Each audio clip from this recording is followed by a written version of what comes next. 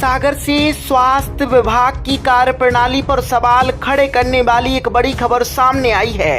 यहां CMHO doctor ममता तिमोरी पर कार्रवाई करते हुए उन्हें तत्काल प्रभाव से हटाने और सेवा निवृत्त करने के आदेश जारी किए गए हैं। लेकिन सबसे बड़ा सवाल यह है, क्या यह कार्रवाई समय पर हुई या फिर सिस्टम अब जागा है।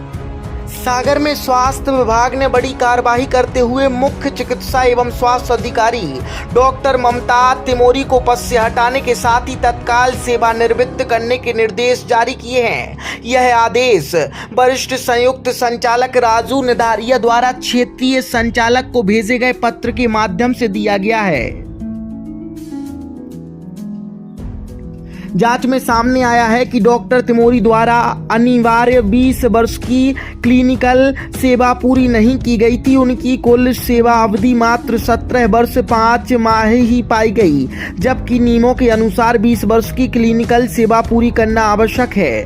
हैरानी की बात यह है कि विभागीय रिकॉर्ड के मुताबिक 11 अप्रैल 1962 को जन्मी डॉक्टर तिमोरी को 62 वर्ष की आयु पूर्ण करने पर 30 अप्रैल 2024 को ही सेवानिवृत्त कर दिया जाना चाहिए था, यानी करीब 1 साल तक नियमों को नजरअंदाज किया गया।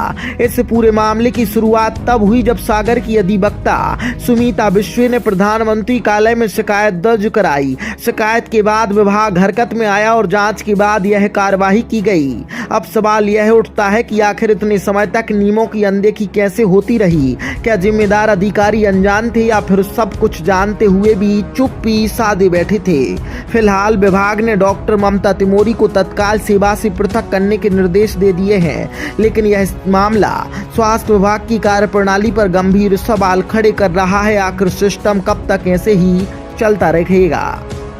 ये अभी एक मामला सामने आया है कि जिसमें सीएमएचओ हैं, उनको सेवानिवृत्त का आदेश जारी किया गया है आज, और इसमें जानकारी ये भी लगी कि आपने कोई शिकायत की थी जिसके कार्रवाई करते हुए ये मामला आया। क्या है ये पूरा मामला? जी, मैंने एक शिकायत की थी। ये 12/12/2025 को शिकायत की थी। ममता तिमोरी सीएमएचओ सागर के विरुद्ध की थी, जिसमें उनको रिटायर होना था 30 अप्रैल 2024 को, क्योंकि इनके जो बर्थ है वो है 11 अप्रैल 1962 का है। तो 20 वर्ष की जो इनकी सेवा अवधि थी वो समाप्त हो चुकी थी, लेकिन वो वर्तमान में 2026 तक उसी पद पर बनी हुई हैं। इसलिए मैंने शिकायत की थी।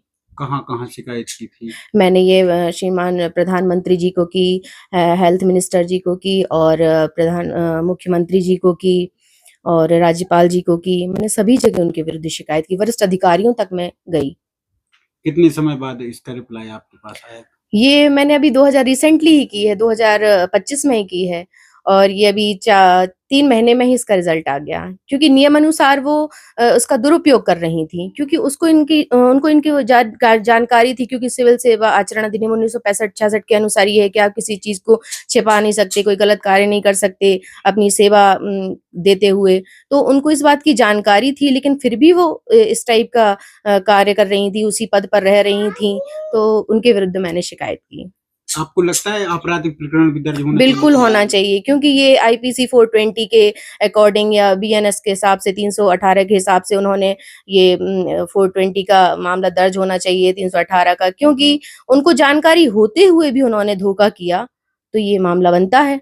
और इनके विरुद्ध मैं आगे तक जाऊंगी, इसीलिए क्योंकि इनको जो भी वर्तमान में वेतन प्राप्त हो रहा है उसकी रिकवरी के लिए वेतनमान लगे हुए हैं, वेतन रद्दी हुई है, उसका हर्जाना हम आम जनता ही भरते हैं, इसलिए मैं इसके विरुद्ध भी जाऊंगी। इनके खिलाफ कोई भ्रष्टाचार से संबंधित भी मामला? हाँ, मेरी एक शिकायत भी चल रही है, तो उसमें भी मैंने वरिष्ठ अधिकारियों को इसमें शिकायत की है। सागर कलेक्टर हैं, सागर कमिश्नर हैं, हेल्थ पीएस हैं और हेल्थ मिनिस्टर हैं, उनके संज्ञान में भी है, जिसमें ये वित्त विभाग के हैं जो, तो उनकी भी एक जांच चल रही है।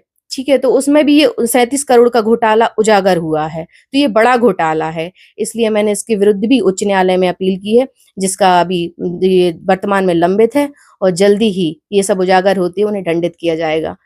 क्या नाम है आपका? मैं एडवोकेट सुमिता विश्वे।